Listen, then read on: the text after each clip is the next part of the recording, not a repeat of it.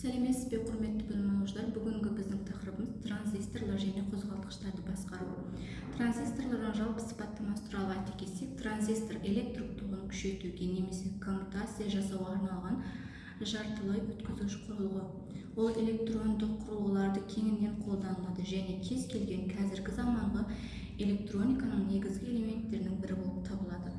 Транзистор электрик тербелісін күшейтуге, оларды тудыруға және түрлендіруге арналып жартылай өткізгіш кристалл негізінде жасалған электрондық құрал. Яғни электрлік сигналдарды ауыстыратын немесе күшейтетін үш қабатты белсенді компонент.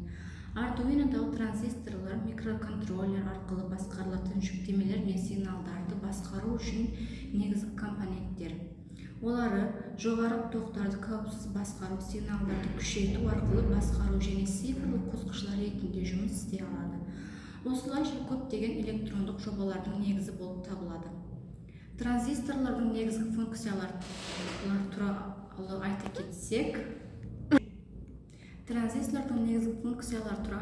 айта кетсек, сигналды күшейту.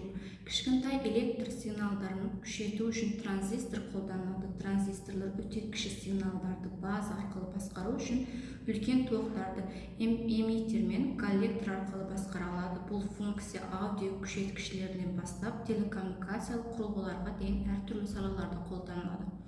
Қосқыш. Транзисторлар цифрлық құрылғыларды логикалық операцияларды орындау үшін қолданылады. Мысалы, логикалық схемаларда цифрлық қосқыш ретінде жұмыс істейді. Күшті токтарды басқару. Ардуиноның шығыс пиндері әдетте төмен тоқты максимум 20-40 Күшті тоқтарды басқару. Ардуиноның шығыс пиндері әдетте төмен тоқты қамтамасыз ете алады. Транзисторлар жоғары тоқты, мысалы қозғалтқыштар, жарық диодтарды басқаруға мүмкіндік береді. Микроконтроллер мен басқа да шығын қуатты құрылғылар транзисторларды қолданып үлкен жүктемелерді, мысалы қозғалтқыштар немесе қуатты жарық көздері басқаруға мүмкіндік береді. Өткізгіш облыстарынан өзара орналасуына байланысты транзистордың түрлері. Транзистор үш негізгі қабаттан тұрады. Эмиттер.